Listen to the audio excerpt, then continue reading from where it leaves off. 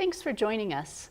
We're joined now by Lisa Schnebly Heidinger. She's the author of Arizona, 100 Years Grand, the official centennial book for Arizona. Thanks for being with us. I'm delighted. Thank you for having me. Let's start with your family's history, a rich history right here in northern Arizona. Sedona Schnebly was my great-grandmother. Her husband T.C. brought her out from Gorin, Missouri in 1901 with her two children, my grandpa Ellsworth and his little sister Pearl. They built a two-story house in Sedona, and he was an enterprising guy that figured out that rather than go through Jerome and take 4 days to get produce that grew so well in Oak Creek up to Flag, he could widen the Munns Trail and Schnebly Hill Road. He didn't do it alone.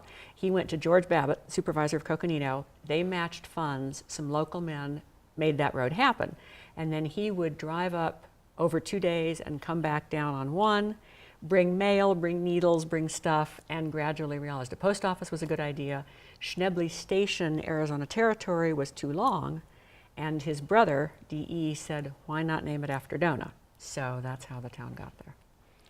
How wonderful to be on both state centennial committees and to have this fabulous book. It has been more than a dream come true. I figured out when I was 7 that we were going to turn 100 probably during my lifetime. And I was so excited for it even then. I had decorated a Valentine box. And my mother said, you know, Arizona's birthday's on Valentine's Day. Why don't you put a little map of Arizona? And I won the Valentine box decorating contest, which forever endeared me to the idea of Arizona's Valentine's Day birthday.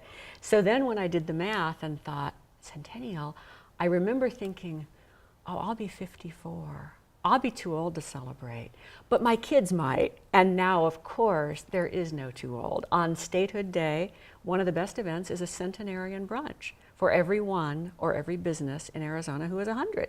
So clearly, there's no such thing as too old to celebrate. We'll have a few years to do it ourselves. We will, we will.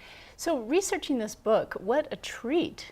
What are some of the things you discovered that may have surprised you about Arizona history? It was a treat, and if I had had any idea how hard it was going to be, I wouldn't have had the courage. But yes, it was wonderful. And I thought I knew a lot, and I learned so much more than I knew. Every page has, and there's 101, 1912 through 2012, has a main event and then 6 timeline events. And the timeline events were where I learned the most I didn't know. The Grand Canyon, you know. Reardon House, you know, but some of the timelines, and a couple of my favorites are that Zane Grey left Arizona in a huff. You know, he rode everywhere up here in northern Arizona because he was denied permission to hunt bear whenever he felt like it, and he thought, hey, I'm Zane Grey, I should be able to do what I want. So he got mad. In 1931, I believe it was, the Hopi tribe made Albert Einstein an honorary chief, and I don't know. Did they like the theory of relativity? But I love that. Enigmatic but fascinating. And then one of my other favorites is Leo the MGM lion was on a plane that crashed on the Mogollon Rim. Leo got out. They found him within 24, 36 hours. And what we'll never know, because lions couldn't talk and he'd be dead by now anyway, were those the most amazing hours of Leo's life, being there on the Mogollon Rim? Or was he huddled by the fuselage, terrified when they got to him because it was so different than Hollywood to be on the Mogollon Rim? No way to know. But so many. Arizona just has so much history, so much color, so much variety, people and places. Another one I like.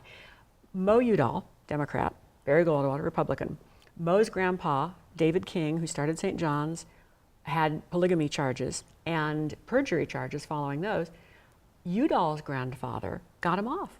They were very collegial. They worked across the aisle. Neat.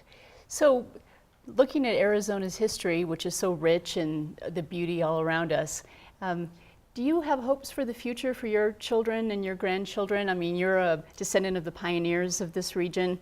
What do you hope for the next 100 years? I have huge hopes for Arizona, and I will tell you why. Arizona, and I can say this because I have pioneer roots, has always been settled by people who did not necessarily play well with others where they were. And while it brought them here, that's also a good thing, because people who come, there's something called churn. For every 3 who come, 2 move on. The one who stays is an Arizonan. And they stay because they look around and they have an expanded sense of freedom and possibility, and it resonates to their bones, and they make it home. And those people who come are not people who were passive victims of their lives. They are in charge of their lives. And while we have long been colorfully contentious, we are also not satisfied with status quo. And I think that right now the entire nation and possibly world is in a period of abject incivility, and I regret that. But I also believe in the pendulum. And I think that Arizona will not be content to say, well, this is lousy, I guess we'll just be victims. I think that we are forever struggling and finding solutions. So I'm hugely optimistic, absolutely. I couldn't have predicted the web, so I can't tell us how it's going to go, but I'm very sure that we are not going to just let it dribble through our fingers. Sedona, we were talking on the way up. A nicely wealthy population, a very deliberate population. A Walmart, any major chain is not going to end up on Bell Rock because somebody wasn't paying attention.